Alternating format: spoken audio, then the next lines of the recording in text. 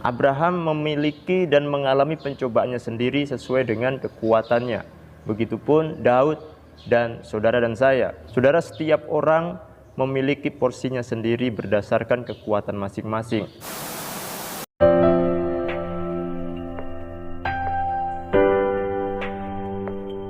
Salam saudara-saudara yang terkasih dalam Tuhan. Hari ini saya ingin mengajak kita merenungkan satu kebenaran penting, bahwa Allah itu setia bahkan di tengah pencobaan. Pernahkah Anda merasa begitu lelah menghadapi ujian hidup sampai rasanya ingin menyerah? Hari ini mari kita lihat satu ayat yang menjadi penguatan luar biasa bagi kita dalam 1 Korintus 10 ayat yang ke-13. Firman Tuhan berkata, pencobaan-pencobaan yang kamu alami ialah pencobaan-pencobaan biasa yang tidak melebihi kekuatan manusia, sebab Allah setia, dan karena itu Ia tidak akan membiarkan kamu dicobai melampaui kekuatanmu. Pada waktu kamu dicobai, Ia akan memberikan kepadamu jalan keluar sehingga kamu dapat menanggungnya. Saudara, surat 1 Korintus ini ditulis oleh Rasul Paulus kepada jemaat di Korintus. Korintus adalah sebuah kota yang makmur secara ekonomi, namun secara moral mengalami satu kerusakan. Di tengah kota yang penuh dengan penyembahan berhala dan gaya hidup yang tidak kudus, Paulus memberi peringatan kepada jemaat di sana, jangan jatuh ke dalam kesalahan yang sama seperti bangsa Israel. Mereka dulu jatuh dalam dosa penyembahan berhala, percabulan, dan bersungut-sungut, padahal mereka telah melihat kuasa Tuhan secara langsung dan luar biasa. Kita akan melihat makna kata pencobaan. Ketika Paulus menulis pencobaan-pencobaan, ada dua makna yang bisa kita pahami. Yang pertama, pencobaan-pencobaan di sini adalah tantangan hidup yang menguji ketekunan dan iman kita, seperti misalnya yang dialami oleh Ayub. Yang kedua, pencobaan-pencobaan di sini adalah godaan dari iblis dan keinginan daging yang ingin menjatuhkan kita ke dalam dosa. Seperti Yesus katakan dalam Matius 26 ayat 41, berjaga-jagalah dan berdoalah supaya kamu jangan jatuh ke dalam pencobaan. Pencobaan-pencobaan dikatakan tidak melebihi kekuatan manusia. Saudara, setiap orang memiliki porsinya sendiri berdasarkan kekuatan masing-masing.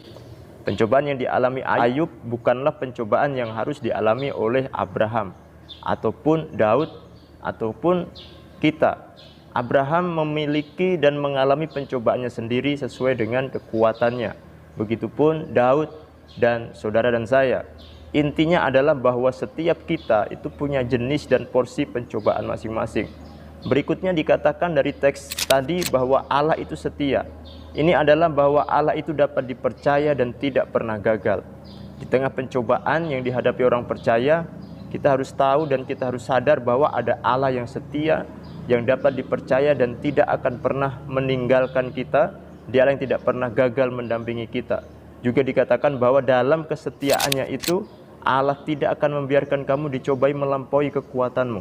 Allah tidak akan membiarkan, berarti Allah yang mengontrol dan mengendalikan pencobaan-pencobaan yang kita alami. Karena Allah mengontrol, maka tidak ada masalah dan pencobaan yang terjadi di luar kehendak Allah yang mengizinkan. Matius 10 ayat 29 berkata, bukankah burung pipit dijual 2 ekor seduit? Namun seekor pun daripadanya tidak akan jatuh ke bumi di luar kehendak Bapamu. Selanjutnya, karena Allah mengontrol dan Allah mengendalikan pencobaan-pencobaan itu, maka Ia juga yang menahan dan bahkan menghindarkan kita dari pencobaan-pencobaan yang tidak dapat kita tanggung.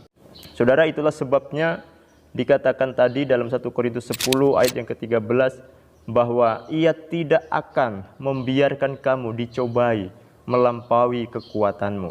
Jadi Allah yang berdaulat atas semua, Dia yang berkuasa mengizinkan atau bahkan tidak mengizinkan suatu pencobaan itu akan terjadi atas hidup seseorang. Berikutnya dikatakan bahwa Allah akan memberikan jalan keluar. Allah tidak berjanji menghilangkan pencobaan yang harus kita alami, tetapi Ia akan memberikan jalan keluar dari pencobaan itu.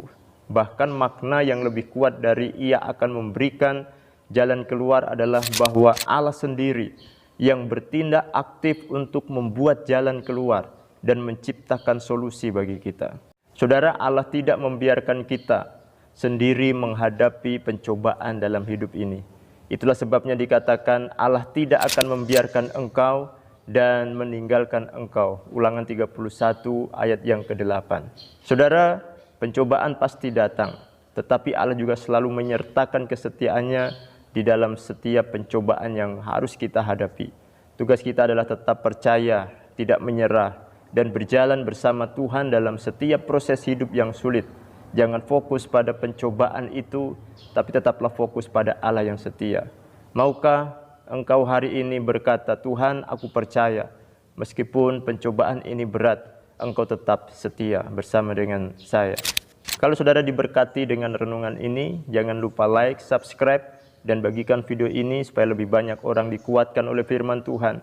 Tulis juga di kolom komentar, Allah setia sebagai deklarasi imanmu hari ini kepada Tuhan. Sampai jumpa di video berikutnya. Tuhan Yesus memberkati.